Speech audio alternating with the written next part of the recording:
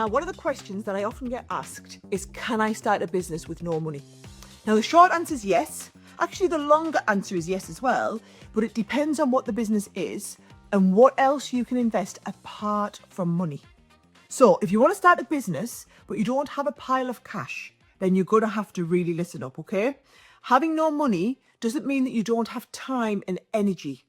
And time and energy are just as valuable as cash when you're starting out. Trust me, I didn't have cash when I started out, but I had energy in abundance, okay?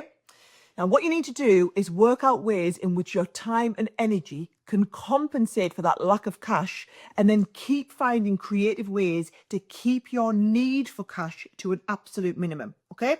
So, for example, if you need office space or storage space, then think about how you can do this from home.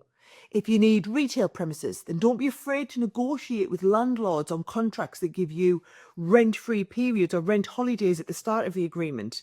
In simple terms, it's a way of taking the pressure off the business for that first little period while it's getting going.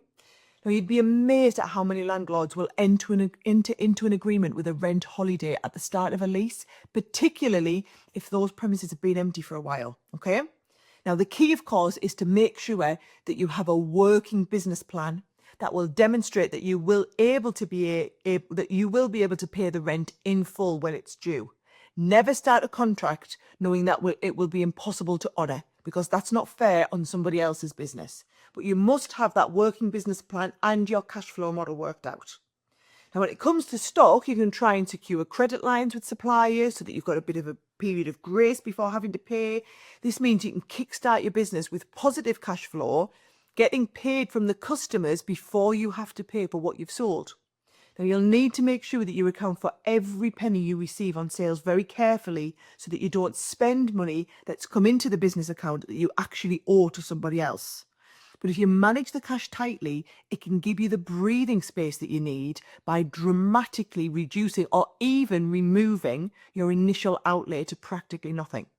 Deferring costs in this way is pretty much essential if cash is tight, but you'll also need to work out whether the business has other costs, so things like salaries that you're going to need to pay. I would say when starting out, it's essential to keep that wage bill to a minimum. So the first question is, can you start the business without taking on any staff? If the answer is yes, then hold off getting any other staff until it's absolutely necessary. So ask yourself how much you can do without having that bit of help. Can you call in favours? Can you get family and friends to give you a few hours? I would say it's really good just to be upfront with everybody. Explain that money's tight or even non-existent, and that you're asking for help to get things going, because you'll be amazed at how generous people can be when you ask them for a bit of help. But also make sure that you never overpromise. If you intend to pay them, then honour that commitment as soon as you can, okay? And if you do take on staff, try and pay them monthly in arrears so that you have 4 weeks trading before their salaries are going to go out. All these little bits do add up. Now, if you're intending on working in the business from day one, ask yourself, do you need to draw any money from the business initially? If you do, obviously you be as frugal as you can so that you can begin to build some cash reserves in the business, which are going to be used to pay the bills, buy stock, reinvest in the business. And sometimes when you start a business, you'll need to keep earning money elsewhere. Okay, that might mean continuing in your existing job or working in the evening and weekends to help the money coming in. And your business starts off just being a bit of a side hustle. I know loads of entrepreneurs who've kept their day job while they're starting a new business as a side hustle, or they've got another job to support the business with cash when they're just starting out as well. Businesses are like babies. They don't usually start out self-sufficient. So you need to support and grow them before they can start to do things for themselves. So keeping costs down, being really clever and smart with cash flow, and negotiating everything you can is at the heart of starting out with little or no money, okay? But sometimes even being really clever and frugal isn't going to be enough to get you going. So what then? Well, the truth is you really do need some working capital. So where can you get it? What I would say is if you don't have the money yourself, you can look at getting a loan, either from a professional lender like a bank or from friends or family or other investors. But what I would say is borrowing money from friends and family is a double-edged sword. It may seem easier, but when it comes to the emotional cost, if the business fails and you can't repay that debt, then you're going to lose more than just money, okay?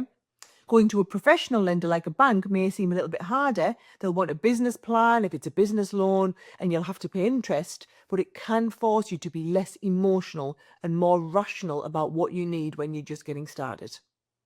So if you want to start a business but you don't have the cash, then it is still possible, okay? It's hard work, but it's still very, very doable. And the things that I want you to remember, okay, run through them all again. Number 1, negotiate contracts to defer payments and give yourself extra time. Number 2, avoid adding fixed costs like staff until you absolutely have to. 3, try and remove yourself as a cost from the business as long as you can afford to. Number 4, if you do need cash, think about where you can borrow it. Friends and family might seem easy, but the costs can be higher than pure interest payments. Good luck, get going, and anything's possible when you put your mind to it.